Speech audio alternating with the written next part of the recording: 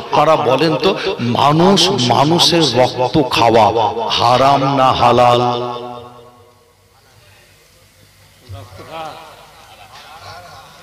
মানুষ মানুষের রক্ত খাওয়া হারাম না হালাল?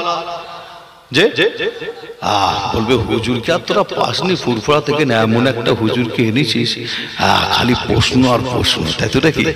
যে আলোচনা আমাদের যে এক একটা সাবজেক্টের উপর আলোচনা করলে ভালো হয়, তাই তো নাকি? যে তবে আপনাদের ছোট ভাই ছোট ছেলে হিসাবে বলে যাই, আপনারা বলছেন রক্ত খাওয়া হচ্ছে হারাম, আমি আসিম বিল্লাহ সিদ্দিকী বলি রক্ত খাওয়া হলো হালাল। জোরে বলুন সুবহানাল্লাহ। জোরে হবে না? অনেকে সুবহানাল্লাহ বলেন না, কিন্তু এখানে যে আমার ইমাম সাহেব ভাই সুবহানাল্লাহ, ইমাম সাহেব চাচা হবে, তাই তো নাকি? না ভাই হবে, ভাই হবে নাকি? ইমাম সাহেব ভাই সুবহানাল্লাহ বলেছে বলে মোটামুটি কিছু লোক সুবহানাল্লাহ আপনারা বলেছেন, তাই তো নাকি? যে তবে অনেকে সুবহানাল্লাহ বলেন না, দুটো কারণ, সেটা হচ্ছে বলে যাই। এক নাম্বার কারণ হলো আপনারা বলবেন আপনার থেকে বড় বড় ওয়াইজিনদের মুখ থেকে শুনেছি রক্ত খাবে না, মানুষ মানুষের রক্ত খাওয়া হলো হারাম।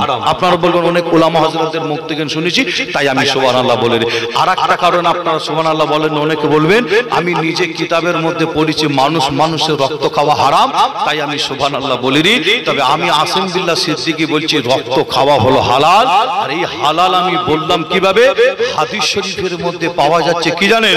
হাদিস শরীফের মধ্যে পাওয়া যায় আজকে যে নবীর প্রেম ভালোবাসা বুকে নিয়ে আপনারা এই কোরআনী প্যান্ডেল, ইসলামিক প্যান্ডেলের নিচেই আপনারা বসে আছেন এত রাত অবধি, আমার কমিটি ভাইরা বিশ্ব নবী দিবস পালন করছে, আপনাদের জানিয়ে দিয়ে যায় এমন একটা নবীর প্রেম ভালোবাসা বুকে নিয়ে আপনারা এখানে বসে আছেন।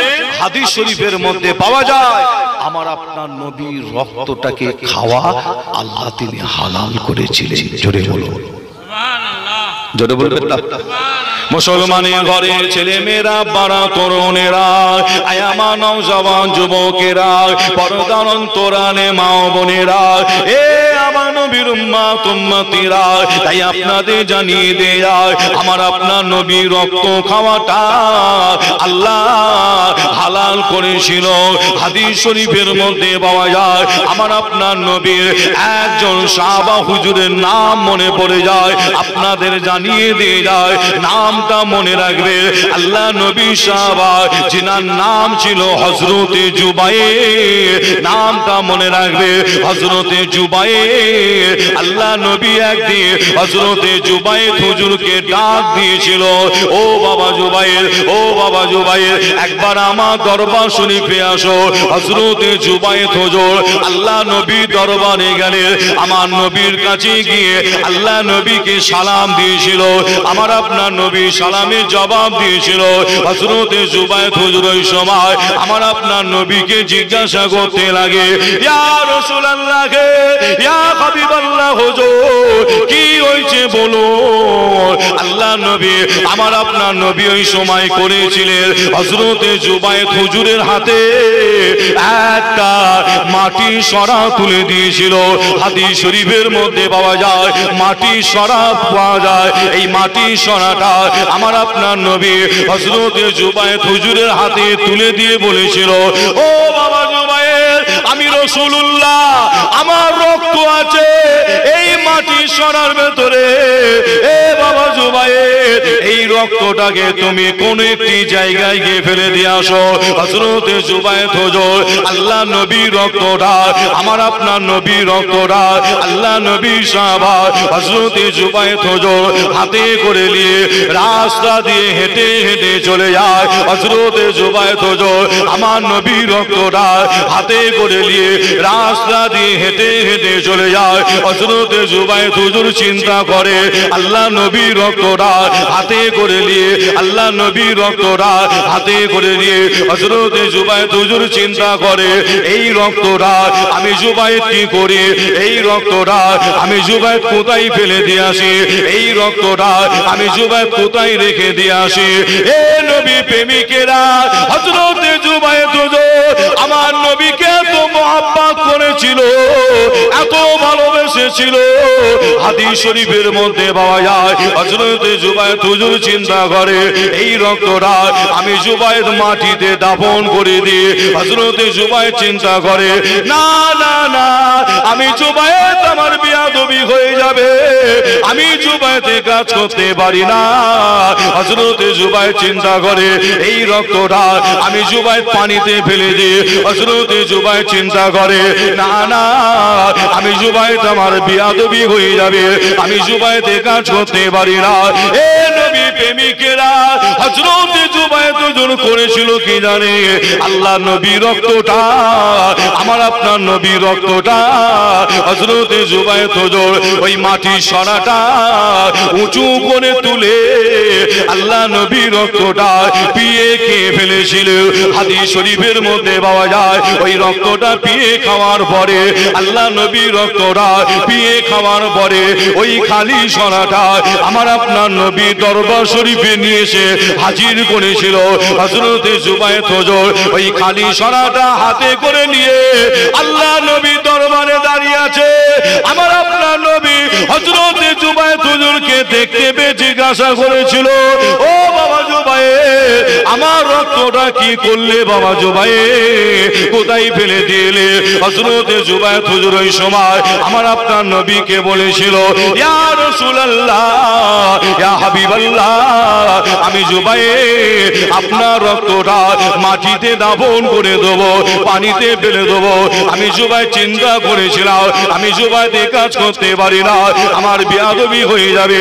ইয়া রাসূলুল্লাহ, ইয়া হাবিবাল্লাহ হুজুর, আমি আপনার রক্তটা পিয়ে খেয়ে ফেলেছি। আল্লাহ নবী শোনার সাথে সাথে বলেছিল, ও বাবা জুবাই, আমি রাসূলুল্লাহ, আমি রাসূলুল্লাহ, আমার রক্ত তুমি পিয়ে খেয়েছো। আমি নবী, আমার রক্ত তোমার শরীরের ভেতরে প্রবেশ করেছে। ও বাবা জুবাই, শুনে রাখো, আমার রক্ত তোমার বডির ভেতরে আল্লাহ পাক তোমার শরীরটাকে জাহান্নামের আগুন থেকে হারাম করে দিয়েছে।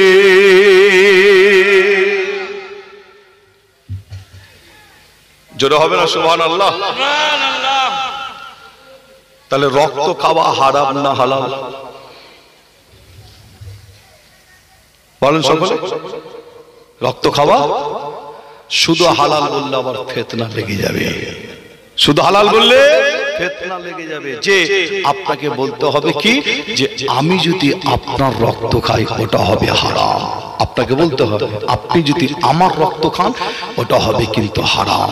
কিন্তু মনে রাখবেন, আল্লাহ পাক আমার আপনার নবীকে এত বড় নিয়ামতের হাতদার করেছিলেন যে নবীর রক্তটাকে খাওয়া আল্লাহ তিনি হালাল করেছিলেন। জোরে বলুন, আর একটু জোরে হবে না? তার মানে এর দ্বারাই আমরা বুঝতে পারছি, জানতে পারছি, সেটা হচ্ছে কি, এই কথাটা শোনার পরে, এই হাদিস শরীফটা শোনার পরে তাহলে আমরা জানতে পারি, বুঝতে পারি, সেটা হচ্ছে কি, নবী তাহলে আমার আপনার মতন সাধারণ ব্যক্তি, সাধারণ মানুষ ছিল। আমার বেলায় দেন একটু ভালো লাগবে তাহলে, তাই তো? দেখি আমি জিজ্ঞাসা করেছি, আপনারা প্রত্যেকে কি আলেম? বলেন না একটুখানি, হয় হ্যাঁ নালে না হবে, তাই তো? দেখি প্রত্যেকে কি আলেম আপনারা? অনেকে মাতালেরা বলছেন না, আবার অনেকে নিজেরা নিজেকে আলেম বলতে আবার ভয়ও খাচ্ছেন, চুপ করে বসে আছেন, বলছে যা হচ্ছে হোক বাবা, চুপ থাকাটাই ভালো নাকি? যা হচ্ছে হোক, চুপ থাকাই ভালো। তবে আমি আসেম বিল্লাহ সিদ্দিকী বলি যে আলোচনা শুরু করার আগে আপনাদের জানাই, আজকে আপনারা যারা এই কোরআনী প্যান্ডেলের নিচয়, ইসলামিক প্যান্ডেলের নিচয় আমার যে সমস্ত ভাই, যে সমস্ত চাচা আপনারা এসে বসেছেন, এবং পর্দার অন্তরের আড়ালে যে সমস্ত মা বোনেরা আছেন, আমি আপনাদের প্রত্যেককে আলেম বলি। আপনারা প্রত্যেকেই হলেন আলেম, আলেম, আলেম। একবার জোরে বলুন সুবহানাল্লাহ। আর একটু জোরে হবে না? আমি আপনাদের প্রত্যেককে আলেম বললাম। এর আগে আমি যদি আজকের দিনেই বলি, অনেক ওলামা হযরতরা আলোচনা করলেন। এছাড়াও আপনারা বিভিন্ন টাইমে, বিভিন্ন সময়, বিভিন্ন জায়গায় গিয়ে আলোচনা শোনেন, অন্যান্য গ্রামে, অন্যান্য পাড়ায়, কি শোনেন না যে এরকম জলসা মাহফিল হয়, আপনারা শোনেন। কিন্তু কোনদিন কোন বক্তা, কোন হুজুর আপনাদের এইভাবে সকলকে আলেম বলেছে কিনা আমি জানি না। আজকে আপনাদের প্রত্যেককে আলেম বললাম, একটু খুশিতে জোরে আওয়াজে হবে না সুবহানাল্লাহ? আরো জোরে হবে না? আপনারা সুবহানাল্লাহ জোরে দিয়েছেন, আমি কিন্তু খুশি। কেন? আপনারা জোরে সুবহানাল্লাহ দিয়েছেন, আর আমি মনে করি আপনারাও প্রত্যেকেই খুশি। তার কারণ আমি আপনাদের প্রত্যেককে আলেম বলেছি, আপনারাও খুশি। কি খুশি নয় আপনারা? আপনারাও প্রত্যেকে খুশি। কিন্তু খুশি হলে হবে কি, এখান থেকে আজকে একটা প্রশ্ন উঠতে পারে। আমার কোনো ভাই, কোনো চাচা উঠে দাঁড়িয়ে আমাকে প্রশ্ন করতে পারে কি, আমি তো কোনোদিন মাদ্রাসায় যাইনি, আমি কোনোদিন মাদ্রাসায় পড়িনি, ওই ভাই ওই চাচা কোনোদিন মাদ্রাসায় যাইনি, মাদ্রাসায় পড়েনি, ওনাকে আপনি আলেম বললেন কিভাবে, বা আমাকে আপনি আলেম বললেন কিভাবে? এই প্রশ্নটা এখান থেকে উঠতে পারে না পারে? আপনি চেয়ারে বসেন, চেয়ারে নিচে রাখেন, চা খাবো না, চা খাওয়ার জন্য অনেক ওয়েট করছিলাম, রেখে দেন নিচে। যে এই প্রশ্নটা এখান থেকে উঠতে পারে না পারে না? কি বলছেন, উঠতে পারে না? আপনাদের মধ্যে কেউ তো বলতে পারে আমি তো আলেম নাই, মাদ্রাসায় যাইনি, মাদ্রাসায় পড়িনি, আপনি আমাকে আলেম বললেন কিভাবে? তবে আমি জানি এখান থেকে প্রশ্নটা যদি আজকে না ওঠে, কালকে সকাল হলে দেখবেন মুসলমানের দুটো জায়গায় বেশি ফতোয়াবাজি হয়। এক নাম্বার হলো চায়ের দোকান, আর দ্বিতীয় নাম্বার হলো গ্রামের কিছু কিছু জায়গায় আবার মাচা দেখতে পাওয়া যায়। মনে হয় আপনাদের এলাকায় মাচা নেই মনে হয়, তাই তো? দেখি আছে, মাচা আছে। যে দেখবেন মুসলমানের দুটো জায়গায় বেশি ফতোয়াবাজি করে মুসলমান। কোথায়? যত ফতোয়া দেখবেন চায়ের দোকান, আর আপনার ওই মাচাতে দেখবেন সব রকমের ফতোয়াবাজি। যে কালকে সকাল হলে দেখতে পাওয়া যাবে চায়ের দোকান মাচায়, যে সকাল হতে আর বেশি সময় নাই, তাই তো? নাকি আপনার সকালেই দেখা যাবে চায়ের দোকান মাচায় আলোচনা করতে করতে বলবে অনেকে কি, যে ফুরফুরা শরীফ থেকে আসেম বিল্লাহ সিদ্দিকী এসেছিল একদম শেষে, তিনি সর্বপ্রথম এসে একটা ভুল কথা বললো, ভুল আলোচনা করলো। কি ভুল কথা? যারা ভ্যান চালায় তাকে বলেছে আলেম, যারা রিকশা চালায় তাকে বলেছে আলেম, যারা বাস চালায়, লরি চালায় তাকে বলেছে আলেম, যারা কাপড়ের কাজ করে, সোনার কাজ করে তাকে বলেছে আলেম। এক কথায় মজলিসে যত ব্যক্তি ছিল গড়ে সকলকে আলেম বলে গেছে। আসেম বিল্লাহ সিদ্দিকী ভুলভাল আলোচনা করে গেছে। কালকে সকাল হলে এই আলোচনাটা হতে পারে না পারে না? কি বলছে, হতে পারে না? বলেন একটু। হ্যাঁ ওদের হতে পারে তো, দেখি। তাহলে আপনারা বলেন আপনারা আলেম হলেন কিভাবে, আর আমি আপনাদের প্রত্যেককে আলেম বললাম কিভাবে?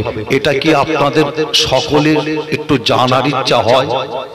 কি সকলে বলে আপনারা আলেম হলেন কিভাবে, আর আমি আপনাদের আলেম বললাম কিভাবে? সকলের কি জানার ইচ্ছা হয়? জানার ইচ্ছা হয় না? যে মুসলমানের ঘরে ছেলে মেয়েরা, বাড়া তরুণেরা, আমার নওজওয়ান যুবকেরা, পর্দার অন্তরালে মা ও বোনেরা, এ আমার নবীর উম্মত উম্মতিরা, তাই আমি আসেম বিল্লাহ আপনাদের ছোট ভাই, ছোট ছেলে হিসাবে আজ আমি আপনাদের প্রত্যেককে আলেম বলেছি। আপনারা প্রত্যেকে আলেম আলেম আলেম। আমি এখানে এইভাবে বলিনি আমার অমুক ভাইটা আলেম, অমুক ভাইটা আমার আলেম নয়, অমুক চাচাটা আলেম, অমুক চাচাটা আমার আলেম নয়। আমি এখানে এইভাবে বলিনি, আমি আপনাদের প্রত্যেককে আলেম বলেছি। আপনারা প্রত্যেকে আলেম আলেম আলেম। তবে আপনারা আলেমটা হলেন কিভাবে? আমি আপনাদের আলেমটা বললাম কিভাবে? এ নওজওয়ানেরা, আল্লাহর কোরআন শরীফের একটা আয়াত মনে পড়ে যায়। কোরআন শরীফ খুললে দেখতে পাবে, কোরআন শরীফের মধ্যে পাওয়া যায় ইন্নামা ইয়াখশাল্লাহ মিন ইবাদিহিল উলামা। সকলে বলুন আল্লাহু আকবার। আরো জোরে বলুন আল্লাহু আকবার। আরো জোরে বলুন আল্লাহু আকবার। এ নবী প্রেমিকেরা, আল্লাহর কোরআন শরীফ খুললে দেখতে পাবেন ইন্নামা ইয়াখশাল্লাহ মিন ইবাদিহিল উলামা। এই কোরআন শরীফের আয়াতটা কত পারা, কত পৃষ্ঠা, কত নম্বর আয়াত আমার হাফেজ সাহেব ভাই বলে দিতে পারে, কিন্তু আমি আপনাদের জানিয়ে দিয়ে যাই এই কোরআন শরীফের আয়াতের বাংলা মানে মতলব হলো নিশ্চয় একমাত্র আলেমেরা আল্লাহকে ভয় করে। আল্লাহকে ভয় করে কারা? বলে আল্লাহকে ভয় করে কারা? বলেন একটু আওয়াজ দিয়ে। আলেমরা, তাই তো নাকি? আমি আসেম বিল্লাহ আমার মন গড়া কথা বলছি, যেরা কোরআন শরীফ খুললে পাবেন ইন্নামা ইয়াখশাল্লাহা মিন ইবাদিহিল উলামা। আর এই কোরআন শরীফের আয়াতের বাংলা মানে মতলব নিশ্চয়ই একমাত্র আলেমেরাই আল্লাহকে ভয় করে। তাহলে এই আয়াতের বাংলা মানে মতলব অনুযায়ী তাহলে আমায় বলতে হয়, এখানে আপনারা যারা নিজেরা নিজেকে আলেম বলতে ভয় পেয়েছেন, মাতালেরে বলেছেন না আলেম নাই, তাহলে আমি বলবো আপনারা যখন আলেম নাই, আপনারা তাহলে আল্লাহকে ভয় করেন না। ভয় করা হয়? আল্লাহকে ভয় করেন প্রত্যেকেই। যে আমি যদি বলি আল্লাহকে ভয় করেন কে কে, আমি যদি হাত তুলে দেখাতে বলি, হাত তুলে যদি দেখাতে বলি আল্লাহকে ভয় করেন কারা কারা, হাত তুলে দেখান। আমি জানি আপনারা প্রত্যেকেই হাত তুলে দেখিয়ে আমায় বলবেন যে আমি আল্লাহকে ভয় করি, আমি আল্লাহকে ভয় করি। এখানে একজনও কেউ বলবে না যে আমি আল্লাহকে ভয় করি না, প্রত্যেকেই বলবেন আল্লাহকে ভয় করি, তাই তো নাকি? যে আর আমি আপনাদের হাত তোলা দেখার পরে আমি যদি বলি এই হাত তোলাটা ঠিক আমার মনে হচ্ছে না, আল্লাহকে ভয় করেন কে কে, উঠে দাঁড়িয়ে যদি প্রমাণ যদি করতে বলি, আপনারা উঠে দাঁড়িয়ে প্রমাণ করে দেখিয়ে বলবেন যে ভাইজান আমিও আল্লাহকে ভয় করি। আপনি উঠে দাঁড়িয়ে বলবেন আমিও আল্লাহকে ভয় করি। এখানে প্রত্যেকেই আপনারা বলবেন আমরা আল্লাহকে ভয় করি। কিন্তু আমরা হাত তোলা, উঠে দাঁড়িয়ে পড়া, এটা কিন্তু মুসলমানের দলিল নাই। মুসলমানের দলিল হলো কোরআন, হাদিস, ইজমা, কিয়াস। তাই কোরআন বলছে আল্লাহকে যদি ভয় করতে হয় নিশ্চয়ই একমাত্র আলেমেরাই আল্লাহকে ভয় করে। কিন্তু আপনারা নিজেরা নিজেকে আলেম বলতে ভয় পেয়েছেন, আমি কিন্তু ভয় করিনি।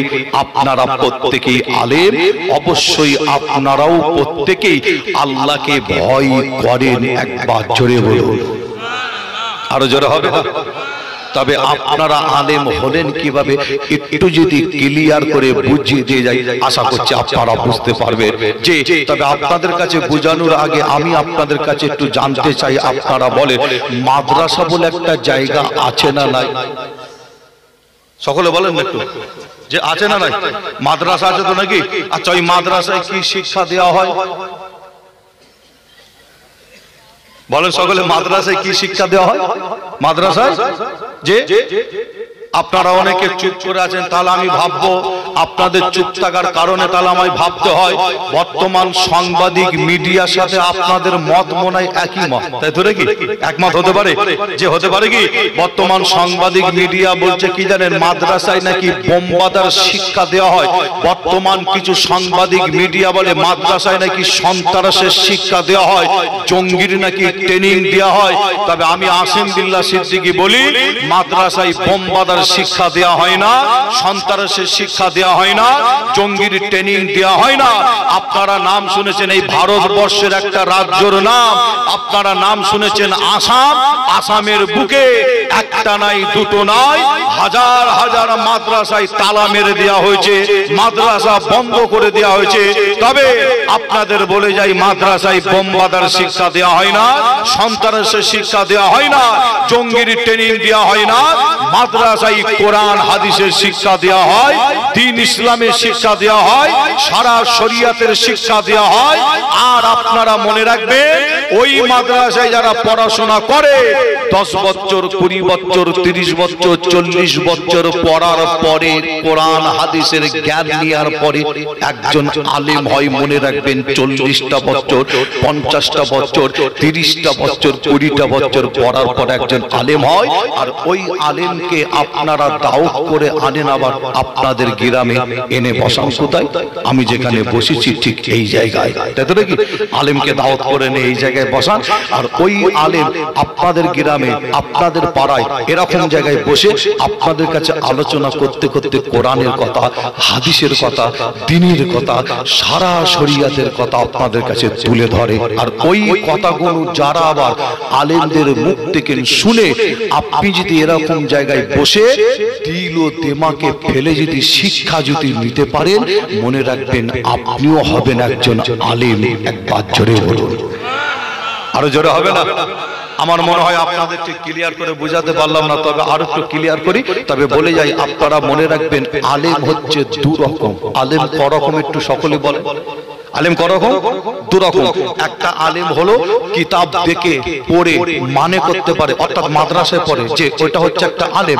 আর আরেকটা আলেম হচ্ছে এরকম মাহফিলে বসে আলেমদের মুখ থেকে শুনে, কি বলা হয়, আলেমদের মুখ থেকে শুনে, তারাও কিন্তু আলেম। মনে রাখবেন আলেম দুরকম।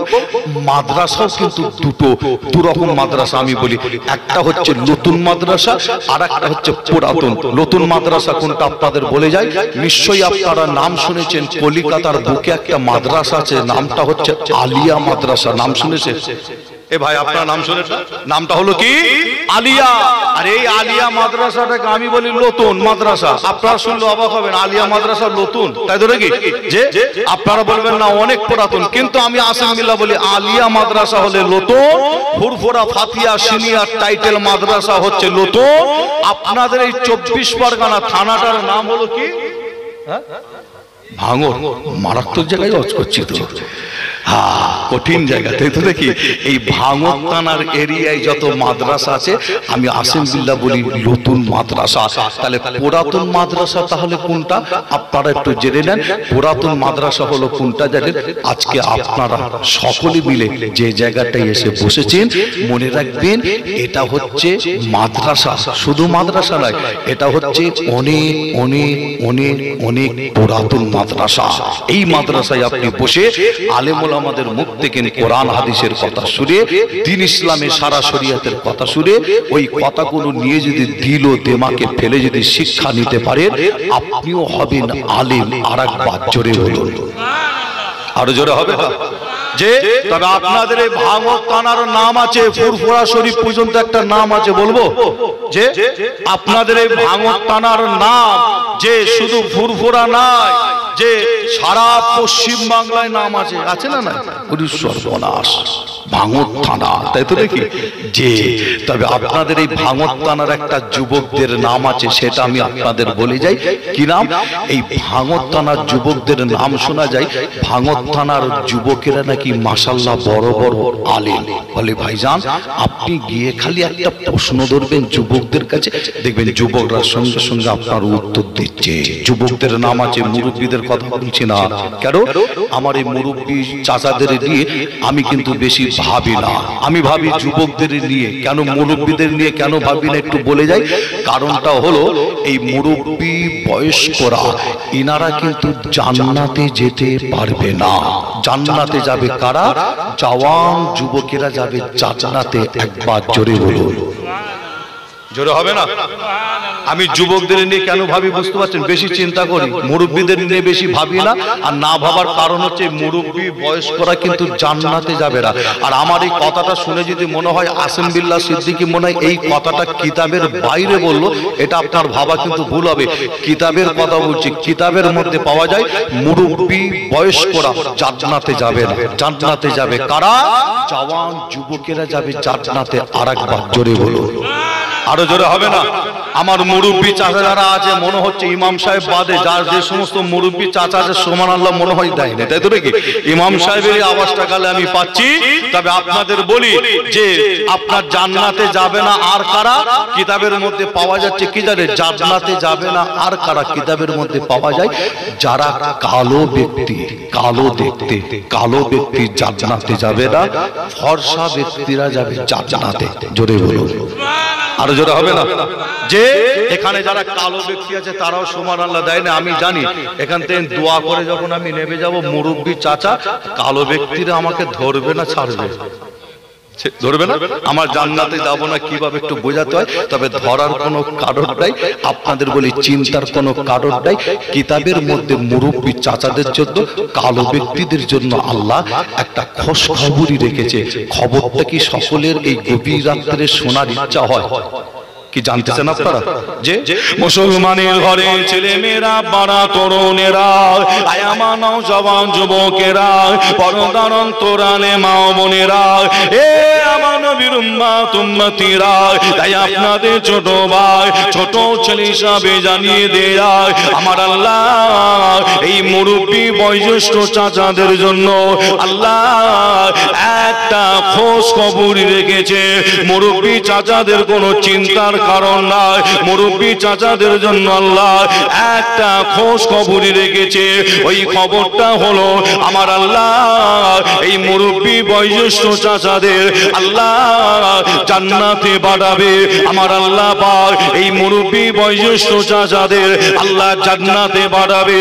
কিন্তু আমার আল্লাহ মুরব্বী অবস্থায় জান্নাতে বাড়াবে না, বুড়ো অবস্থায় জান্নাতে বাড়াবে না, বয়স্ক অবস্থায় জান্নাতে বাড়াবে না।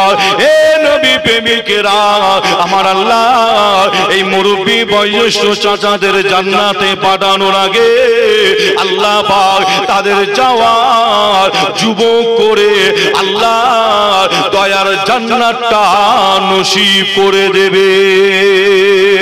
আরো জোরে বলুন সুবহানাল্লাহ। এ নবী প্রেমিকেরা আপনাদের জানিয়ে দেয়া একটাও বুড়ো অবস্থায় জান্নাতে যেতে পারবে না, একটাও মুরব্বী অবস্থায় জান্নাতে যেতে পারবে না, একটাও বয়স্ক অবস্থায় জান্নাতে যেতে পারবে না। আমার আল্লাহ পাক এই মুরব্বী বয়োজ্যেষ্ঠ চাচাদের জান্নাতে পাঠানোর আগে আল্লাহ তাদের যাওয়ার যুবক করে আল্লাহ দয়ার জান্নাতটা নসিব করে দেবে। এ নবী প্রেমিকেরা কিতাবের মধ্যে পাওয়া যায় আমার আল্লাহ পাক কালো ব্যক্তিদের জন্য একটা খোঁজখবরি রেখেছে। ওই খবরটা হলো আমার আল্লাহ পাক কালো ব্যক্তিগো জান্নাতে বাড়াবে। আল্লাহ কালো ব্যক্তিগো জান্নাতে বাড়াবে, কিন্তু কালো অবস্থায় পাঠাবে না। আল্লাহ পাক কালো ব্যক্তিকে জান্নাতে পাঠানোর আগে ওই ব্যক্তিটাকে আল্লাহ ভরসা করে আল্লাহ দয়ার জান্নাতটা নসিব করে দেবে। আরো জোরে বলুন সুবহানাল্লাহ। এ নবী প্রেমিকেরা আজ আপনারা এমন একটা জায়গায় এসে বসেছে, এটা আমার নবী বললেন রিয়াজুল জান্নাত, হাদিস শরীফের মধ্যে বললেন এটা রিয়াজুল জান্নাত, জান্নাতের বাগান, দুনিয়ার জান্নাত। আমি আসিম বিল্লাহ মনে করি এই জান্নাতের ভেতরে আমার যত ভাই বসে আছে এখানে সব জওয়ান যুবক বসে আছে। তবে আমি আসিম বিল্লাহ আপনাদের ভাঙনের নাম শুনি এলাকার যুবকেরা নাকি মাশাআল্লাহ বড় বড় আলে বলে ভাইজান একটা প্রশ্ন রাখবে সঙ্গে সঙ্গে উত্তর পাবে। তাই আমি আসিম বিল্লাহ আখিরি দোয়া মোনাজাত করার আগে আপনাদের কাছে একটা প্রশ্ন রেখেই ফেলি, যা হয় হবে। আপনারা বলেন তো দেখি যে কোন একজন পাগল ব্রেন ঠিক নাই, ব্রেন খারাপ, ওই পাগল করেছে কি সে তার বাড়িতে গিয়ে তার বিবিকে গিয়ে 1 তালাক 2 তালাক 3 তালাক দিয়েছে। আপনারা বলেন তালাকটা হবে কি না?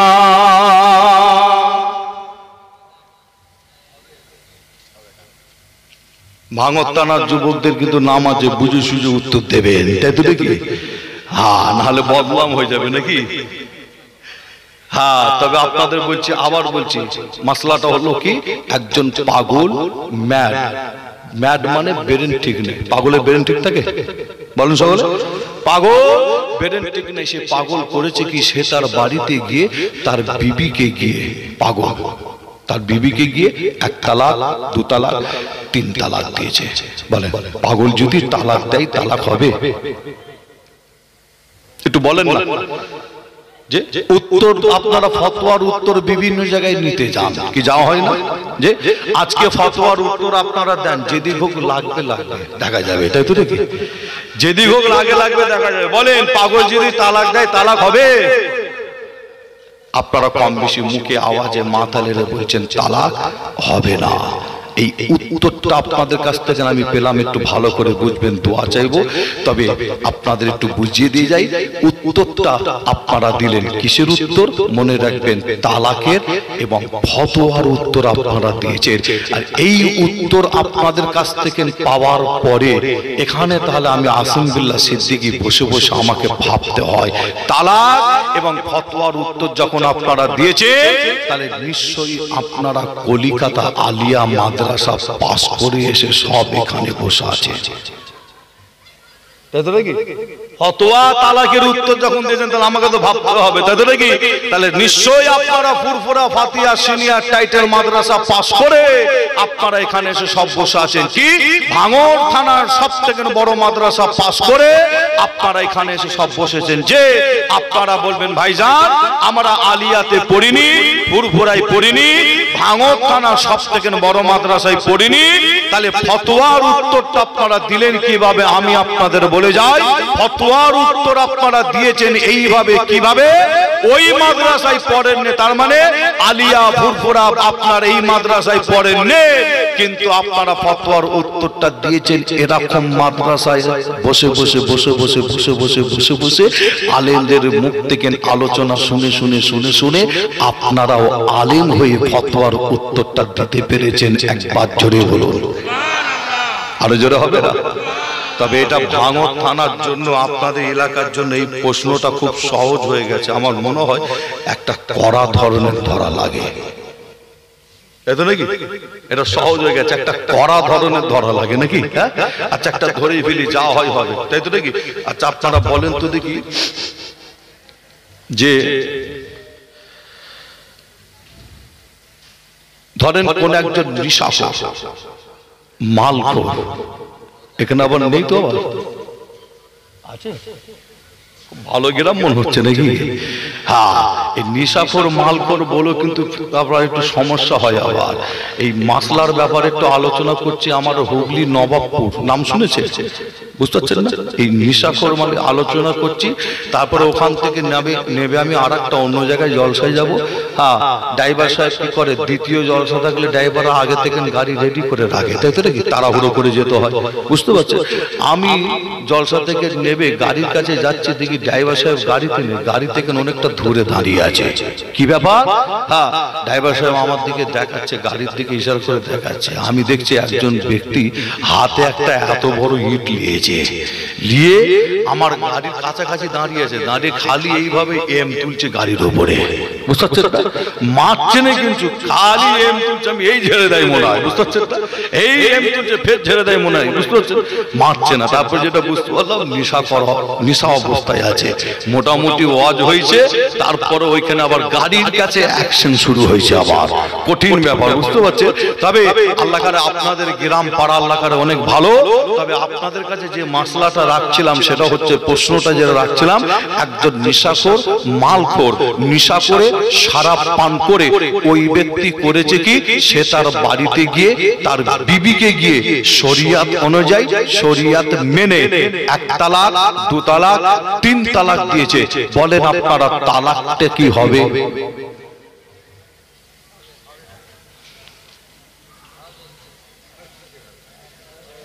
কি বলছেন, হবে?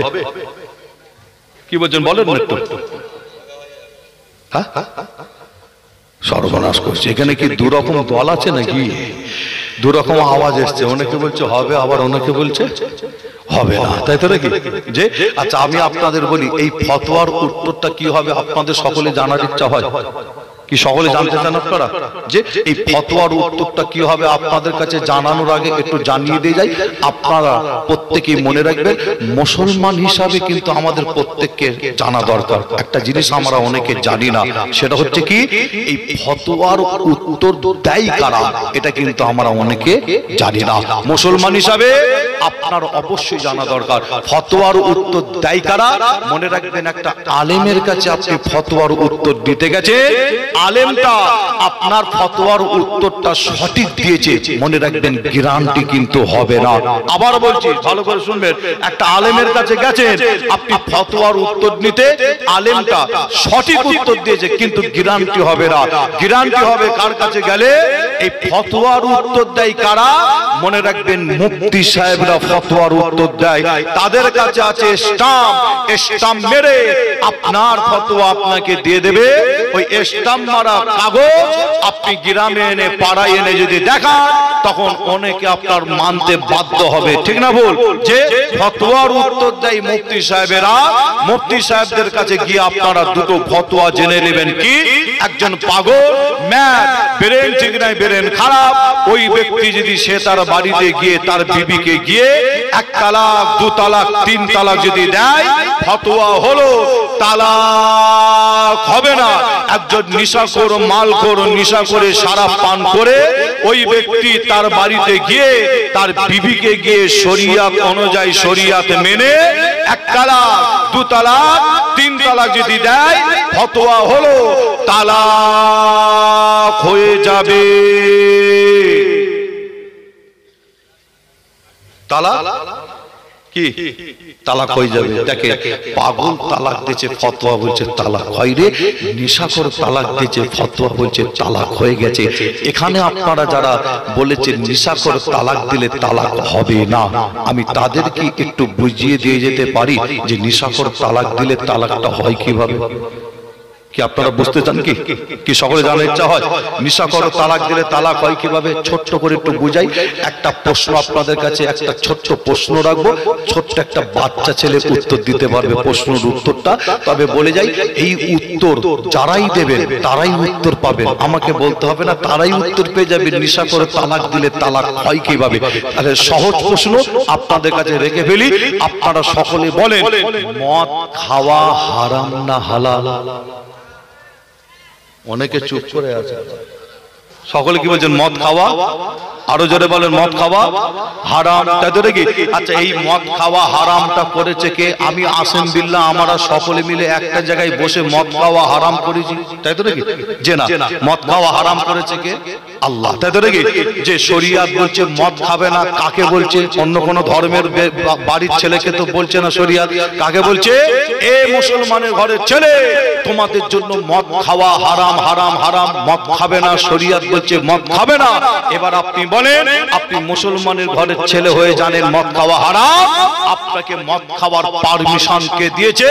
আপনি গা জোয়ারি করে আপনি মদ খেয়েছেন, ফতোয়াটা জেনে নেন। যদি গা জোয়ারি করে মদ খেয়ে আপনি শরিয়াত মেনে যদি 3টে তালাক যদি আপনি দিয়ে থাকেন, ফতোয়া হচ্ছে তালাক হয়ে যাবে। অনেকে আবার একটা যুক্তি খাড়া করে। কি যুক্তি? পাগল তালাক দিয়েছে, তালাক হলো না, তার ব্রেন ঠিক ছিল না বলে। আর নেশাখোর তালাক দিয়েছে, এর তালাকটা হয় কিভাবে? নেশা করার পরে তো নেশাখোরের ব্রেন কাজ করে না, বলে না অনেকে। এই যুক্তি খারাপ হয় না? অনেকে বলে নেশা করার পরে নাকি ব্রেন নাকি ভালো কাজ করে না, ব্রেন কাজ করে না। আমি আসিম বিল্লাহ এই যুক্তিটাকেও আমি কেটে দিই। এটা ফতোয়া নাই, কিন্তু এটা যুক্তি। আমি আসিম বিল্লাহ যুক্তিটাকে কেটে দিই। কিভাবে কাটি?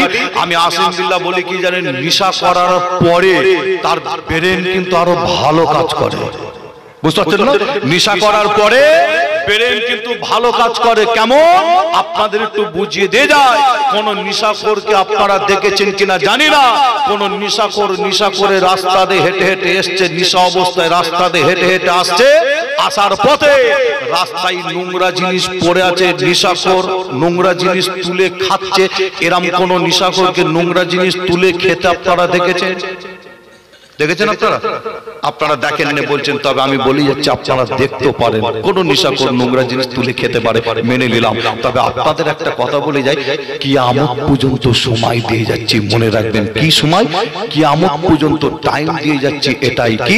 কোন নেশাখোর রাস্তাতে আসছে, নেশাখোরে রাস্তাতে আসছে, রাস্তার ধারে গু পড়ে আছে, কোন নেশাখোর গু তুলে খাচ্ছে, কোন নেশাখোরকে আপনারা দেখেননি এবং সময় দিয়ে গেলাম। কিয়ামত পর্যন্ত আপনারা দেখবেন নাকি নেশাখোর গু তুলে খাচ্ছে। কেন দেখবেন না? কিয়ামত পর্যন্ত সময়টা দেওয়ার কারণ হলো ওই নিশাখোরের টনটনে জ্ঞান আছে। কি জ্ঞান? যে ওটা হচ্ছে গু, হাত দেওয়া যাবে না, দিলে কিন্তু বিপদ। কি বলছি বুঝতে পারছেন না? বোঝাচ্ছে যে নিশাখোরের টনটনে জ্ঞান আছে ওইখানে, ওটা গু, হাত দেওয়া যাবে না, দিলে কিন্তু বিপদ। নেশা করার পরে ব্রেন ভালো কাজ করে, মনে রাখবেন। যে তবে রাস্তাঘাটে আমরা তো দেখি যে, তবে আপনাদের ছোট ভাই ছোট ছেলে হিসাবে যে আলোচনাটা একটু আগিয়ে নিয়ে যাওয়ার জন্য আর একটা প্রশ্ন আপনাদের কাছে রাখলে অসুবিধা হবে বলে মনে হয়। অসুবিধা হবে? দেখেন, দোয়া চাওয়ার আগে একটা ছোট্ট প্রশ্ন কি রাখতে পারি? যে একটা ছোট্ট প্রশ্ন রেখে একটু আলোচনা আগাতে চাই। যে প্রশ্নটা খুব সহজ প্রশ্ন। আপনারা বলেন তো, মানুষের রক্ত খাওয়া হারাম না হালাল?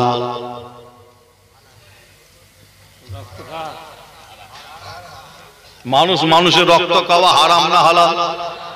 যে বলবে হুজুর কি আর তোরা পাসনি ফুরফুরা থেকে না, এমন একটা হুজুরকে এনেছিস, খালি প্রশ্ন আর প্রশ্ন, তাই তো নাকি? যে আলোচনা আমাদের যে এক একটা সাবজেক্টের উপর আলোচনা করলে ভালো হয়, তাই তো নাকি? যে তবে আপনাদের ছোট ভাই ছোট ছেলে হিসাবে বলে যাই, আপনারা বলছেন রক্ত খাওয়া হচ্ছে হারাম, আমি আসিম বিল্লাহ সিদ্দিকী বলি রক্ত খাওয়া হলো হালাল। জোরে বলুন সুবহানাল্লাহ। জোরে হবে না? অনেকে সুবহানাল্লাহ বলেন না, কিন্তু এখানে যে আমার ইমাম সাহেব ভাই সুবহানাল্লাহ, ইমাম সাহেব চাচা হবে, তাই তো নাকি? না ভাই হবে? ভাই হবে নাকি? ইমাম সাহেব ভাই সুবহানাল্লাহ বলেছে বলে মোটামুটি কিছু লোক সুবহানাল্লাহ আপনারা বলেছেন, তাই তো নাকি? যে তবে অনেকে সুবহানাল্লাহ বলেন না, দুটো কারণ। সেটা হচ্ছে বলে যাই, এক নাম্বার কারণ হলো আপনারা বলবেন আপনার থেকে বড় বড় ওয়াইজিনদের মুখ থেকে শুনেছি রক্ত খাবে না, মানুষের রক্ত খাওয়া হলো হারাম। আপনারা বলবেন অনেক উলামা হযরতের মুখ থেকে শুনেছি, তাই আমি সুবহানাল্লাহ বলে দিই। আর একটা কারণ আপনারা সুবহানাল্লাহ বলেন, অনেকে বলবেন আমি নিজে কিতাবের মধ্যে পড়েছি মানুষের রক্ত খাওয়া হারাম, তাই আমি সুবহানাল্লাহ বলি। তবে আমি আসিম বিল্লাহ সিদ্দিকী বলছি রক্ত খাওয়া হলো হালাল। আর এই হালাল আমি বললাম কিভাবে? হাদিস শরীফের মধ্যে পাওয়া যাচ্ছে। কি জানেন? হাদিস শরীফের মধ্যে পাওয়া যায়, আজকে যে নবীর প্রেম ভালোবাসা বুকে নিয়ে আপনারা এই কোরআনী প্যান্ডেল, ইসলামিক প্যান্ডেলের নিচে আপনারা বসে আছেন এত রাত অবধি, আমার কমিটি ভাইরা বিশ্ব নবী দিবস পালন করছে, আপনাদের জানিয়ে দিয়ে যায়, এমন একটা নবীর প্রেম ভালোবাসা বুকে নিয়ে আপনারা এখানে বসে আছেন, হাদিস শরীফের মধ্যে পাওয়া যায় আমার আপনার নবীর রক্তটাকে খাওয়া আল্লাহ তিনি হালাল করেছিলেন। জোরে বলুন সুবহানাল্লাহ। জোরে বলবেন না? মুসলমানের ঘরের ছেলে মেয়েরা, বাড়া তরুণেরা, আয়ামা নওজওয়ান যুবকেরা, পর্দার অন্তরালে মা বোনেরা, এ আমার নবীর উম্মত উম্মতিরা, তাই আপনাদের জানিয়ে দেয় আমার আপনার নবীর রক্ত খাওয়াটা আল্লাহ হালাল করেছিল। হাদিস শরীফের মধ্যে পাওয়া যায় আমার আপনার নবীর একজন সাহাবা হুজুরের নাম মনে পড়ে যায়, আপনাদের জানিয়ে দিয়ে যায়, নামটা মনে রাখবে। আল্লাহ নবী সাহাবা যিনার নাম ছিল হযরতে জুবাইর, নামটা মনে রাখবে হযরতে জুবাইর। আল্লাহ নবী একদিন হযরতে জুবাইর হুজুরকে ডাক দিয়েছিল, ও বাবা জুবাইর, ও বাবা জুবাইর, একবার আমার দরবার শরীফে আসো। হযরতে জুবাইর হুজুর আল্লাহ নবী দরবারে গেলেন, আমার নবীর কাছে গিয়ে আল্লাহ নবীকে সালাম দিয়েছিল, আমার আপনার নবী সালামের জবাব দিয়েছিল। হযরতে জুবাইর হুজুর ওই সময় আমার আপনার নবীকে জিজ্ঞাসা করতে লাগে, ইয়া রাসূলুল্লাহ, ইয়া হাবিবাল্লাহ হুজুর, কি হয়েছে বলুন। আল্লাহ নবী আমার আপনার নবী ওই সময় করেছিলেন হযরতে জুবাইর হুজুরের হাতে একটা মাটি সরা তুলে দিয়েছিল। হাদিস শরীফের মধ্যে পাওয়া যায় মাটি সরা পাওয়া যায়। এই মাটি সরাটা আমার আপনার নবী হযরতে জুবাইর হুজুরের হাতে তুলে দিয়ে বলেছিল, ও বাবা জুবাইর, আমি রাসূলুল্লাহ আমার রক্ত আছে এই মাটি সরার ভেতরে। এ বাবা জুবায়ের এই রক্তটাকে তুমি কোন একটি জায়গায় গিয়ে ফেলে দিয়ে আসো।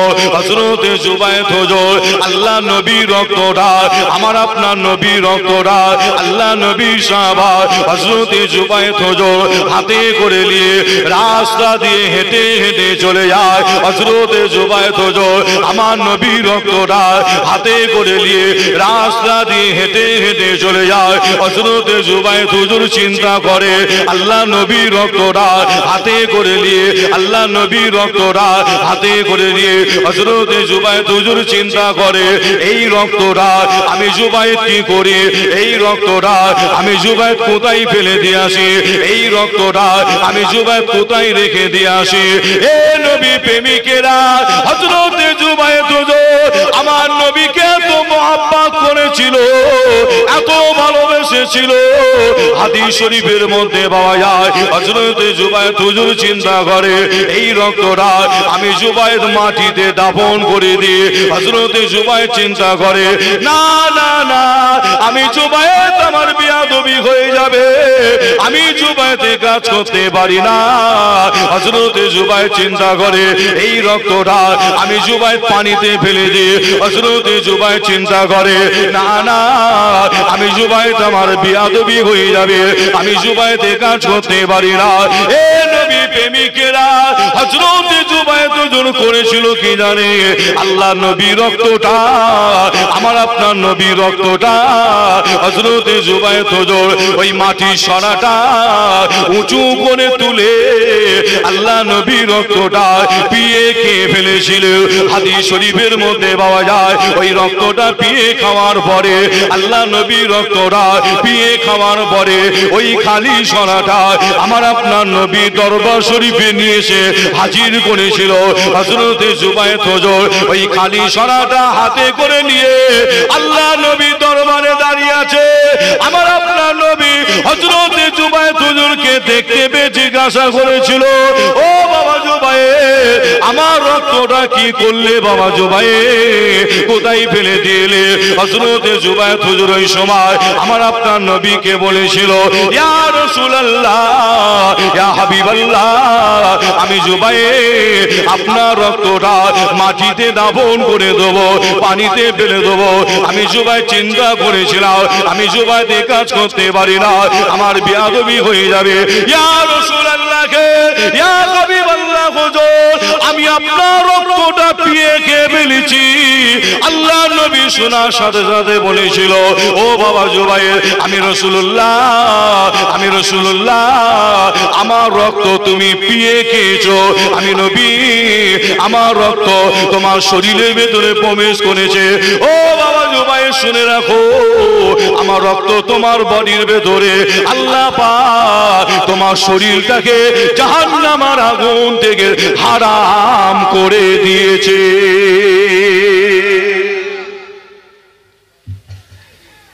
জোরে হবে না সুবহানাল্লাহ? তাহলে রক্ত খাওয়া হারাম না হালাল? বলেন সকলে। রক্ত খাওয়া শুধু হালাল বললে আবার ফিতনা লেগে যাবে, শুধু হালাল বললে ফিতনা লেগে যাবে। যে আপনাকে বলতে হবে কি, যে আমি যদি আপনার রক্ত খাই ওটা হবে হারাম। আপনাকে বলতে হবে আপনি যদি আমার রক্ত খান ওটা হবে কিন্তু হারাম। কিন্তু মনে রাখবেন আল্লাহ পাক আমার আপনার নবীকে এত বড় নিয়ামতের হাতদার করেছিলেন যে নবীর রক্তটাকে খাওয়া আল্লাহ তিনি হালাল করেছিলেন। জোরে বলুন, আর একটু জোরে হবে না? তার মানে এর দ্বারাই আমরা বুঝতে পারছি, জানতে পারছি সেটা হচ্ছে কি, এই কথাটা শোনার পরে, এই হাদিস শরীফটা শোনার পরে তাহলে আমরা জানতে পারি, বুঝতে পারি সেটা হচ্ছে কি, নবী তাহলে আমার আপনার মতন সাধারণ ব্যক্তি, সাধারণ মানুষ ছিল, তাই তো নাকি? কি বলছেন আপনারা? যে কিছু ব্যক্তি, কিছু মৌলবী, কিছু বক্তা তারা ওয়াজ করতে করতে বলে না নবীও মানুষ আমরাও মানুষ, বলে না যে নবীও মানুষ আমরাও মানুষ। কিছু বক্তা মৌলবী বক্তব্য দিতে দিতে বলে।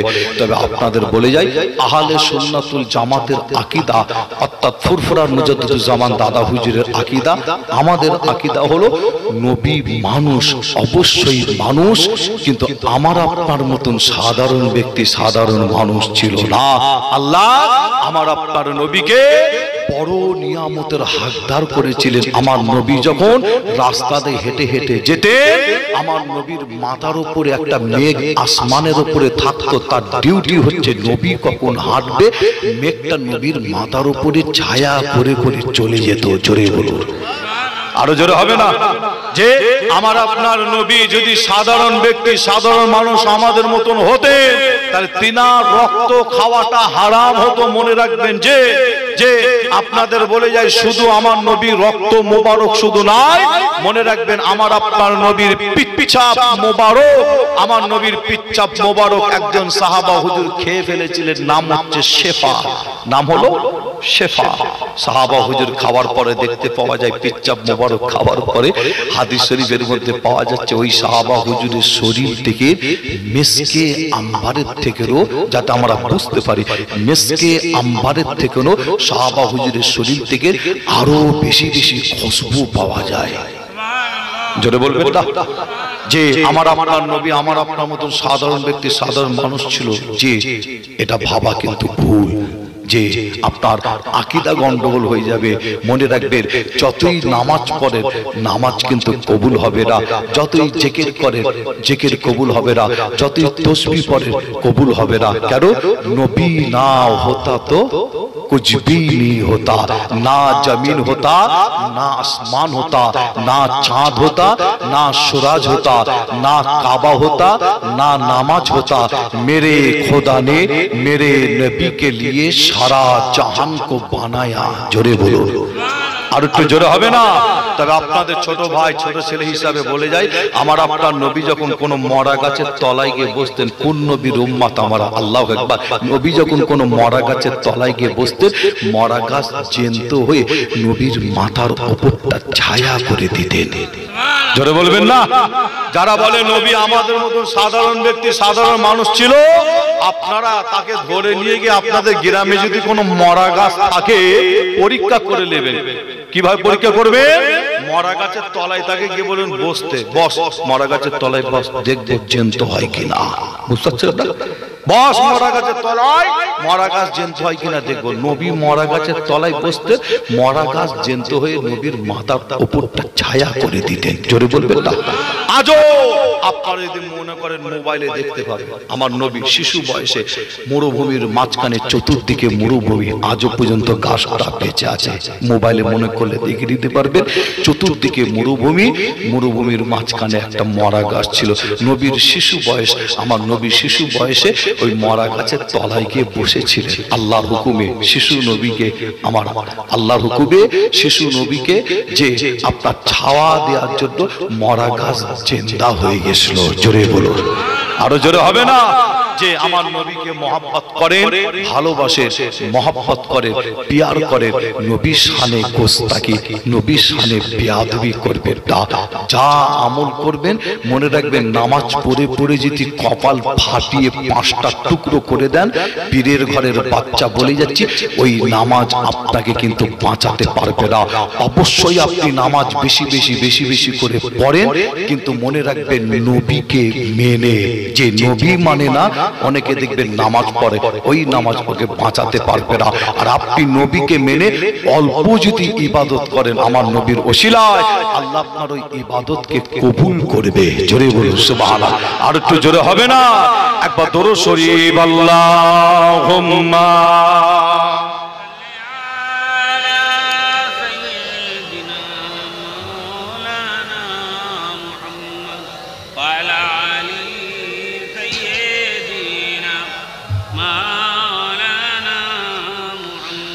গোলাপ লীলাম, গাঁদা লীলাম, লীলাম রজনীগন্ধা, মনের শোকে মালা গেঁথেছি হাজার ফুলের মালা, মনের শোকে মালা গেঁথেছি হাজার ফুলের মালা। একবার দেখা দাও যদি ও গো কামলিওয়ালা, একবার দেখা দাও যদি স্বপ্নে রাতের বেলা, হাসি মুখে পরাবো তোমায় হাজার ফুলের মালা, সুযোগ পেলে পরাবো তোমায় হাজার ফুলের মালা। বলো বলো ইয়া রাসূলুল্লাহ ইয়া হাবিবাল্লাহ, সকলে নবীর মহব্বতে একটু জোরে আওয়াজে পড়ুন, বলো বলো ইয়া রাসূলুল্লাহ। মাশাআল্লাহ, আরো জোরে বলো বলো ইয়া রাসূলুল্লাহ। সাদা ফুলকে প্রশ্ন করি রংটি কোথায় পেলে, নবীজির ওই দাঁত মোবারক সাদা ছিল বলে। জোরে হবে না? আর একটু জোরে হবে না? সাদা ফুলকে প্রশ্ন করি রংটি কোথায় পেলে, নবীজির ওই দাঁত মোবারক সাদা ছিল বলে। তাই সাদা ফুলকে তুলে তুলে গেঁথে রাখলাম মালা, হাসি মুখে পরাবো তোমায় হাজার ফুলের মালা, সুযোগ পেলে পরাবো তোমায় হাজার ফুলের মালা। বলো বলো ইয়া রাসূলুল্লাহ। মাশাআল্লাহ, আরো জোরে বলো বলো ইয়া রাসূলুল্লাহ। লাল ফুলকে প্রশ্ন করি রংটি কোথায় পেলে, নবীজির ওই খুন মুবারক লাল ছিল বলে। আর জোরে হবে না? লাল ফুলকে প্রশ্ন করি রংটি কোথায় পেলে, নবীজির ওই খুন মুবারক লাল ছিল বলে। তাই লাল ফুলকে তুলে তুলে তুলে তুলে গেঁথে রাখলাম মালা, হাসি মুখে পরাবো তোমায় হাজার ফুলের মালা, সুযোগ পেলে পরাবো তোমায় হাজার ফুলের মালা। আল্লাহুম্মা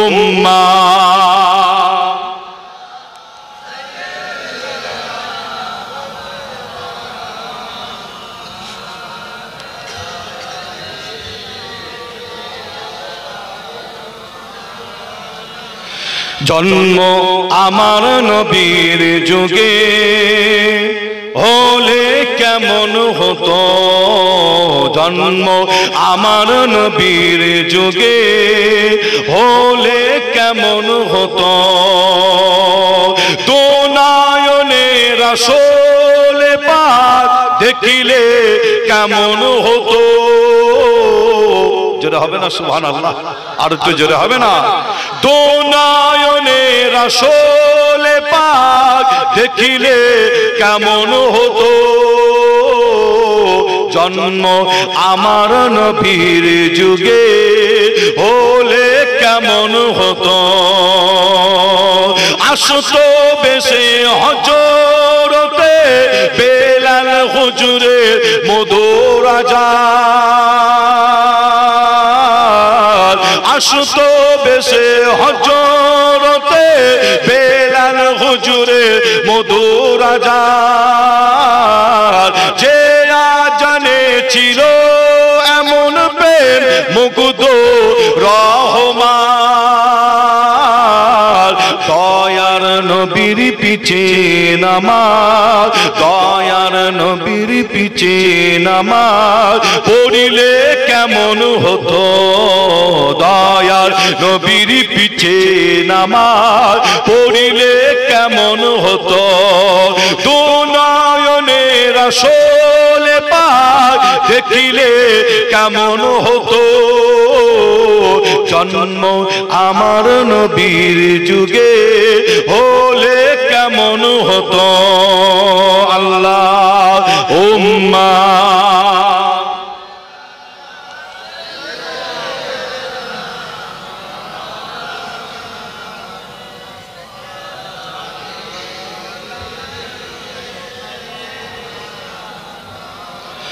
দিনী কত আলোচনায় থাকতাম আমি অদম, দিনী কত আলোচনায় থাকতাম আমি অদম, সামনে রাসূল পাক হতো পাশে সাহাবাগণ, হযরতে আবু বকর ওমর উসমান আলী সঙ্গে কেমন হতো, জোরে হবে না সুবহানাল্লাহ, আরো জোরে হবে না, হযরতে আবু বকর ওমর উসমান আলী সঙ্গে কেমন হতো, দু নয়নে রাসূল পাক দেখিলে কেমন হতো, জন্ম আমার নবীর যুগে হলে কেমন হতো,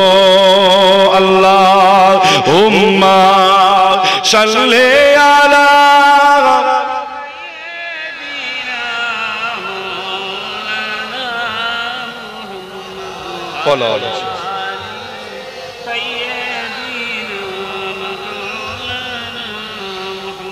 আসেন আমরা সকলে মিলে একবার আল্লাহ পাকের সামনে দাঁড়িয়ে নবীর মহব্বত ভালোবাসায় সকলে একটু উঠে দাঁড়িয়ে যে একটু সালামের নজরানা সকলে একটু পৌঁছে দিই, আশেপাশে যে সমস্ত ভাই চাচা আশেপাশে আছেন প্রত্যেকেই চলে আসেন, আখিরি দোয়া মোনাজাত হবে, আপনাদের আর বেশি কষ্ট দেব না, আসেন সকলে একটু জোরে আওয়াজে আমরা একটু সালাম পড়ি, নবী সালাম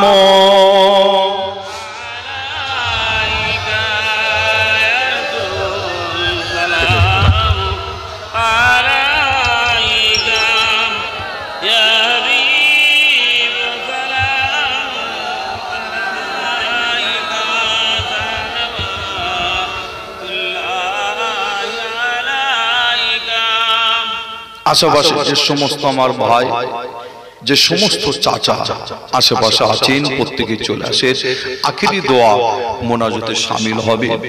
আজকে এই মাহফিলটা আমার কমিটি ভাইরা করেছে, আপনারা জানেন একটা মাহফিল করতে গেলে অনেক কষ্ট মেহনত করতে হয়, কি করতে হয় না, যে একটা মাহফিল করতে গেলে শুধু আপনি টাকা দিয়ে দিবেন হয়ে যাবে যে না, যে টাকা খালি দিয়ে দিবেন হয়ে যাবে যে না, একটা মাহফিল করতে গেলে যে অনেক চিন্তা ভাবনা করতে হয় না, অমুক হুজুরকে দাওয়াত দিছি, অমুক মাওলানাকে দাওয়াত দিছি, আসবে কিনা এই চিন্তা করতে হয় না, যে আবার নাও যদি আবার আসে তাহলে আবার গ্রামের লোক আবার চাপ দেয়, অনেক জায়গায় হয় না, যে কেন হুজুর এলুনি, কেমন ভাবে তোরা দাওয়াত দিছিস, তাই তো নাকি, হ্যাঁ এই কথা আবার হয়, বুঝতে পারছেন? তাহলে একটা মাহফিল করতে গেলে চিন্তা ভাবনা করতে হয়, কষ্ট মেহনত করতে হয়, খাটাখাটনি করতে হয়, এবং কমিটির ছেলেদের বাড়ি বাড়ি বাড়ি বাড়ি বাড়ি বাড়ি গিয়ে কালেকশন পর্যন্ত করতে হয় না, বাড়ি বাড়ি গিয়ে কালেকশন করতে হয়। হ্যাঁ, আর আমার যতটুকু জানা আছে, অভিজ্ঞতা আমার যতটুকু, সেটা হচ্ছে কি জানে, যে আপনার কালেকশন দান খায়রাত বেশি করে এই সমস্ত কাজে কারা জানে, যারা ভ্যান চালায়, লেবারে খাটে, কষ্ট করে, দোকান আছে, বুঝতে পারছেন না, এক কথায় গরিব মানুষরা বেশি দান খায়রাত করে। আল্লাহ তাদের দিল অন্তরকে আল্লাহ বড় করেছে, যে ধনী লোক মানুষ সব মানুষ খারাপ বলছে যে না, যে এমন এমন কিছু ধনী ব্যক্তি আছে অন্য অন্য কাজে লাখ লাখ টাকা খরচ করে দিচ্ছে, কমিটির ছেলেরা গেছে 500 টাকা একটা বিল কেটেছে, 500 টাকা বলছে দুদিন পরে আয়, আবার গেছে, বলছে আবার একদিন পরে আয়, হয় না? যে এইভাবে ঘুরিয়ে ঘুরিয়ে ঘুরিয়ে ঘুরিয়ে দিচ্ছে কত, 100 টাকা দেয়। বুঝতে পারছেন? 100 টাকা দেয়, তা তো আবার 100টা কথা শুনিয়ে দেয়। আবার ফাংশন হোক 50,000 টাকা দিয়ে দেবে, গানের ব্যবস্থা হোক 10,000 টাকা দিয়ে দেবে। বুঝতে পারছেন? এরকম কিছু ব্যক্তি মানুষ আছে না? তাই বলে আপনাদের গ্রামে আপনাদের পাড়ায় আল্লাহ করে এরকম ব্যক্তি মানুষ নাই? আল্লাহ করে খুব ভালো গ্রাম, ভালো পাড়া আল্লাহ করে। আমার মনে হয় এখানে আমি প্রথম এসেছি মনে হয়, তাই তো নাকি? এখানে তাই তো নাকি? এখানে মনে প্রথম এসেছি আমি, মনে এর আগে মনে আমি এখানে এসে নেই গ্রামে পাড়ায়। তা আমার ঠিক অতটা অভিজ্ঞতা নাই, তবে যতটুকুন বুঝতে পারছি আপনাদের দেখার পরে আল্লাহ করে খুব ভালো, মুখ দেখলেও বোঝা যায়, তাই তো নাকি? হ্যাঁ, জ্ঞানী যারা বোঝে তারা শুধু ইশারা দিলেই ধরে নেয়, ঠিক না? বল যে আসেন আমরা সকলে উঠে দাঁড়িয়েছি। আজকে মাহফিলটা কমিটি ভাইরা করেছে আপনাদের সহযোগিতায়, মা বোনদের সহযোগিতায়, চাচাদের সহযোগিতা, ছোট ছোট বাচ্চাদের সহযোগিতায়। আপনারাই দান খায়রাত করেছেন, সহযোগিতা করেছেন, সময় দিয়েছেন, কষ্ট দিয়েছেন। কমিটির ছেলেরাও টাকা দিয়েছে, সময় দিয়েছে, কষ্ট করেছে। তাই আজকে একটা কোরআনী প্যান্ডেল, ইসলামিক প্যান্ডেল তৈরি হয়েছে। এই মাহফিলটা হওয়াতে আপনারা খুশি না বেজার? সকলে বলেন খুশি না বেজার? কি আপনারা খুশি? দেয়? হ্যাঁ, আপনারা বলছেন খুশি। আমি যদি জানতে চাই কতটা খুশি, আপনারা আমার উত্তরে আপনারা বলবেন আমি জানি। আপনারা বলবেন ভাইজান আমরা অনেক খুশি, কিন্তু আপনাদের বলে যাই এই মাহফিলটা হওয়াতে আমরা যতটা খুশি, আমাদের থেকেও অনেক অনেক বেশি খুশি কারা? এখানে এমনও ভাই চাচা এসে দাঁড়িয়েছেন, মা বোনেরা দাঁড়িয়েছে, আলোচনা শুনছে। অনেকের আব্বা নাই, অনেকের মা নাই, অনেকের দাদু দাদি নাই, অনেকের নানা নানি নাই, অনেকের স্বামী নাই, অনেকের স্ত্রী নাই, অনেকের ভাই, অনেকের বোন নাই, আত্মীয় স্বজন নাই। এই গ্রামে, এই পাড়ায় কবরে তারা শুয়ে আছে। মনে রাখবেন আজকে মাহফিলটা হওয়াতে আমরা যতটা খুশি, আমাদের থেকেও আজকে অনেক বেশি বেশি খুশি এই গ্রামের, এই পাড়ার কবরবাসীরা। কেন? তারা আজকে আমাদের মুখের দিকে তাকিয়ে আছে, সোনার মানিকদের মুখের দিকে তাকিয়ে আছে একটা আশা করে। কি আশা? আমার সোনার মানিকেরা আমাদের রুহে রুহে কখন একটু সভা পাঠায়, ঘর বাড়ি টাকা পয়সা জমি জায়গা সব ফেলে রেখে স্ত্রী সন্তানদের জন্য আমাদের রুহে কখন একটু সভা পাঠায়। কবরবাসী মুরব্বীদের জন্য দোয়া হবে, আমরা যারা হায়াত আছি আমাদের জন্য দোয়া হবে। আশেপাশে যারা আছেন প্রত্যেকেই চলে আসেন। তার আগে আমরা সকলে নবীর প্রেম ভালোবাসা বুকে দিয়ে একটু আমরা জোরে আওয়াজে একটু সালাম করি। ইয়া নবী সালাম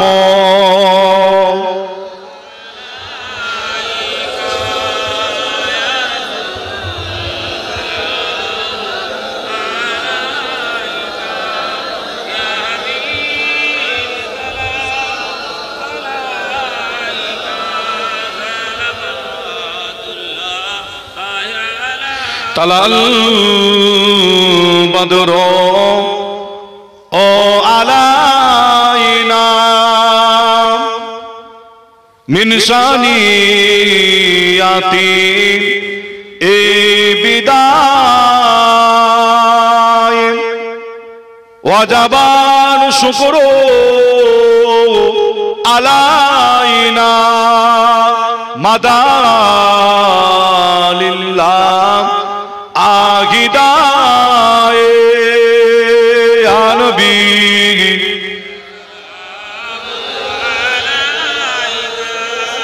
ইয়া রাসূল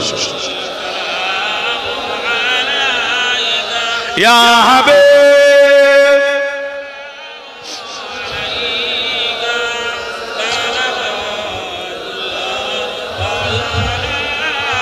জিবরাইল দিলেন এ যে আওয়াজ, খুলে দাও আসমান আনের দোয়ার, এসেছেন নবী দরশারদার করিতে আল্লাহ ও দিদার। ইয়া নবী ইয়া রাসূল ইয়া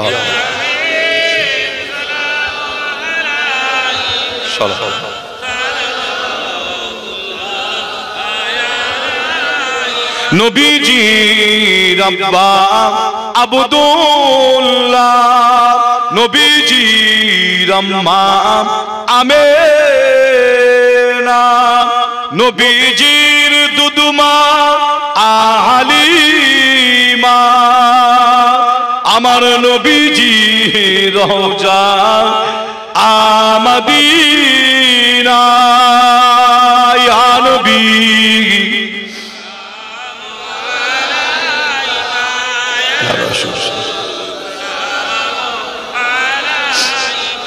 ইয়া হাবিব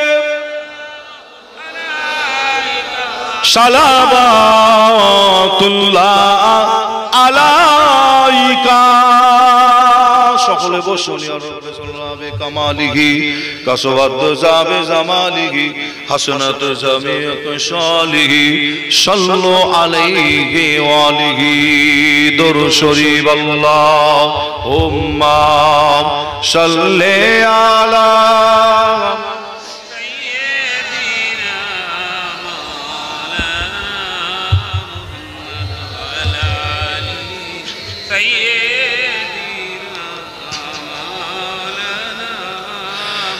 বলো লা ইলাহা ইল্লাল্লাহ, লা ইলাহা, আরো জোরে লা ইলাহা, লা ইলাহা ইল্লাল্লাহ, লা ইলাহা ইল্লাল্লাহ, লা ইলাহা, লা ইলাহা ইল্লাল্লাহ, লা ইলাহা ইল্লাল্লাহ, লা ইলাহা ইল্লাল্লাহ, লা ইলাহা ইল্লাল্লাহ, লা ইলাহা,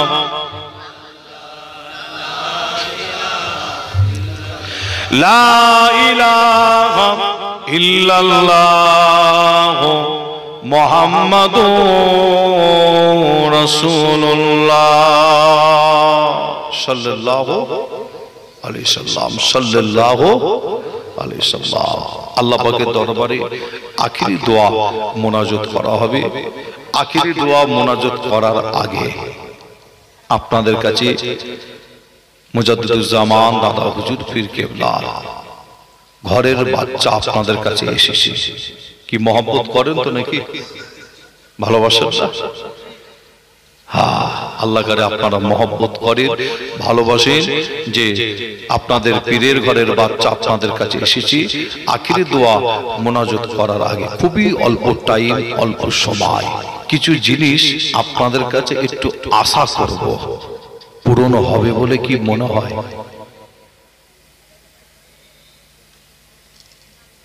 হবে না? কি বলছেন, পূরণ হবে? বলেন না ইনশাআল্লাহ।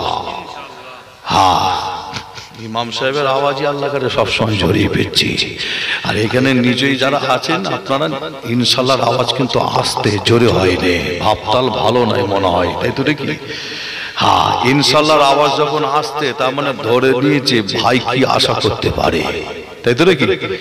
বুঝতে পেরে গেছেন আপনারা কি আশা করতে পারি আমি, যে দোয়া চাওয়ার আগে যখন বুঝতে পেরেছেন তাহলে খুব ভালো হয়েছে। আগে বলেছি জ্ঞানী যারা বোঝে তারা কি শুধু ইশারা, সব জ্ঞানী গুণী আল্লাহ করে, সব তো আপনাদের আলেম বলে প্রমাণ করে দিয়েছি আমি, তাই তো নাকি? সব আপনারা আলেম জ্ঞানী গুণী। হ্যাঁ, ইশারা দিয়েছি, আপনারা ধরে নিয়েছেন আমি কি আশা করতে পারি, তাই তো নাকি? যে যখন বুঝতে পেরেছেন তাহলে খুব ভালো হয়েছে। কি জানে, আমাকেও বেশি বলতে হবে না, আপনাদেরও বেশি টাইম বসে থাকতে হবে না, একটা ভালো জিনিস হলো, তাই তো নাকি? তবে আখিরি দোয়া মোনাজাত করার আগে আপনাদের বলি, আজকে মাহফিলটা যে মুরব্বী কবরবাসীদের জন্য দোয়া চাওয়া হবে না? হবে না? দোয়া চাওয়া হবে না? যে আজকে আপনাদের বলি, এখানে এত ভাই চাচা এসে বসেছেন, একজন হাত তুলে বলতে পারবেন যে ভাইজান আমি জীবনে 1 টাকাও দান করিনি কোনো জায়গায়? পারবে কেউ এখানে? এক টাকা দান করিনি কেউ বলতে পারবে? বলতে পারবেন। যে কোনো জায়গায় আপনি কিছু না কিছু দান করেন, যে আল্লাহ করে আপনারা দান খায়রা সব সময় করেন কম বেশি, যে কিন্তু আপনাদের বলি আজকে দান করবেন নবীর প্রেম ভালোবাসা বুকে দিয়ে বিশ্ব নবী দিবস মাহফিলের জন্য দেবেন, এবং আপনারা নিয়ত রাখবেন আপনার আব্বা আম্মা নানা নানি দাদু দাদিদের রুহের মাগফিরাতের উদ্দেশ্যে। আল্লাহ চাইলে দানের ওসিলায় তাদের কবরে জান্নাতের বিছানা আল্লাহ বিছিয়ে দেবে। জোরে বলুন সুবহানাল্লাহ। যে আপনারা দান করবেন, আপনারা মুরব্বী কবরবাসীদের দিকে খেয়াল করে এবং কারবার ব্যবসা বাণিজ্য চাষ আবাদ দোকান বিভিন্ন নিয়ত রাখবেন, আল্লাহ কবুল করেন। তবে আপনাদের এখানে আমি হাত তুলতে বলবো, এমন একজন ভাই এমন একজন চাচা আছেন যে আমার এমন একজন নবী প্রেমিক রসুল প্রেমিক এখানে এমন একজন আছেন, এই মাহফিলটার জন্য যে একটা বছর বাকি আছে, পীরের ঘরের বাচ্চা দোয়া চাইব আল্লাহ আপনাকে দেওয়ার তৌফিক দেবে ইনশাআল্লাহ। এমন একজন ভাই চাচা আছেন এই মাহফিলটার জন্য যে এক বছর বাকি আছে ৫,০০০ টাকা দিয়ে নাম লিখাবে, ওয়াদা লগত নাই, ওয়াদা যে ৫,০০০ টাকা অনেকের পকেটে নাও থাকতে পারে। এমন একজন নবী প্রেমিক এমন একজন রসুল প্রেমিক আপনার মুরব্বী আত্মীয় স্বজন আব্বাজানের রুহের মাগফিরাতে আম্মাজানের রুহের মাগফিরাতে তাদের কবরের দিকে খেয়াল করে আছেন এমন একজন ভাই আছেন। দুজনের কাছে একজনের কাছে একজন এমন কোন ভাই চাচা আছেন এর মধ্যে ৫,০০০ টাকার নাম লিখাবেন, একটু হাত তুলে দেখা। একজন আমি একজনের কাছে চেয়েছি ৫,০০০ টাকা। এমন একজন ভাই এমন একজন চাচা যে বিশ্বনবী দিবস মাহফিলের জন্য ওয়াদা করবে, আল্লাহ আমার নবীর ওসিলায় আল্লাহ পাক আপনাকে আল্লাহর কাবা নবীর রওজায় আল্লাহ যাওয়ার তৌফিক দেবেন। জোরে বলুন সুবহানাল্লাহ।